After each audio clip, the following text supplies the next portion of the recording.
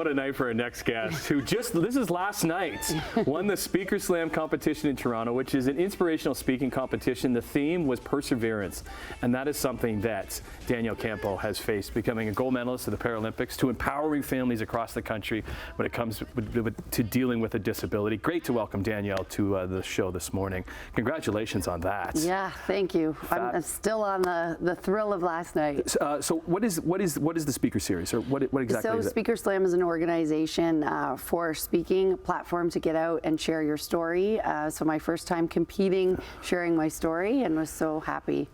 Okay, there's so much to unpack here. Where do we start, Danielle, with your story? I'm a former Paralympic athlete. I have lived my life with a neuromuscular disorder. In 2021, I had a beautiful baby girl and then faced a life-threatening battle with sepsis. And then shortly after that, found out that our middle son was diagnosed with a disability with spinal muscular atrophy as well. So there is a lot to unpack. Well, where do you find the perseverance to not only keep going and you have 5 children, you know what I mean, with your wonderful husband who's here too, but even educating others and other families when it comes to disabilities?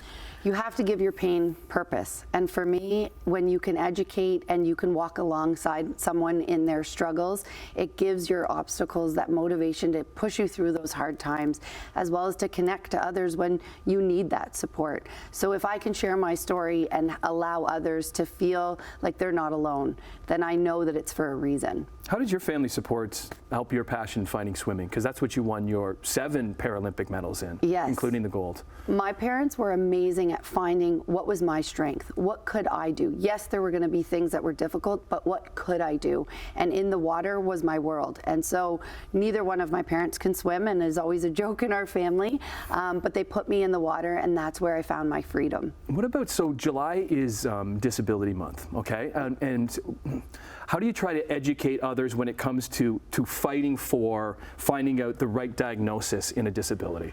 It's so important that we have that right diagnosis, that we ask those questions, that we feel confident talking to the specialist to say, hey, wait, maybe this isn't working, or can we look at this?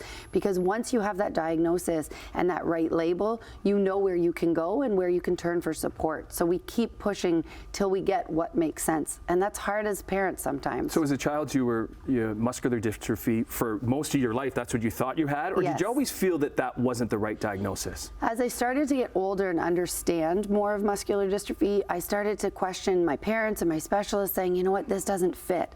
Look at what I can do, or look at these different muscles. And I really started to push, can we push more?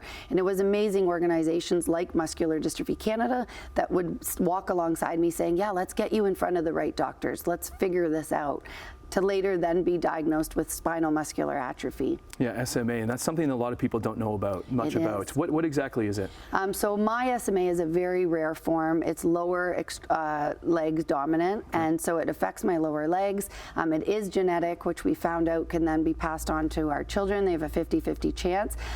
So it's just navigating that world of, learning what you need and how to ask for it and how to get what you need. Yeah, and you tell your story in your book, Resurrection. Yes. Where can we get Resurrection? So Resurrection is available on Amazon. It's my will to survive as Olympian. I had a ghostwriter, Marty Beneteau, and I can take and share my story. And my hope with that memoir is that it will give everybody, somebody can connect to a part of that story, just the motivation to keep pushing through those difficult times. We got to go, but what does the Paralympics, so they come up at the end of August in Paris, what do they mean to you? Oh, it means, empowerment. It means setting goals, and what a way to represent our country, and to just, I wish all of those athletes enjoy your moment.